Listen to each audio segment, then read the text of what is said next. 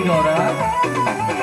टूटेला कमर मोरी दुखेला कलाई, जिंदगी जहर कैला भंगिया पिसाई। अब हम अपने नैहर चली जाइबू। भोला जी सुनो फिर वापस लौट के न आइबू।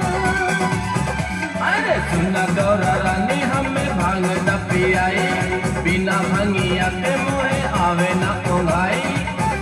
ना ना ना, अब हमसे भांग ना पिसाई। सुना गौरा रानी हमें भांग न पियाई, बिना भंगिया के मोहे आवे न ओंघाई। तू हमके द भंगिया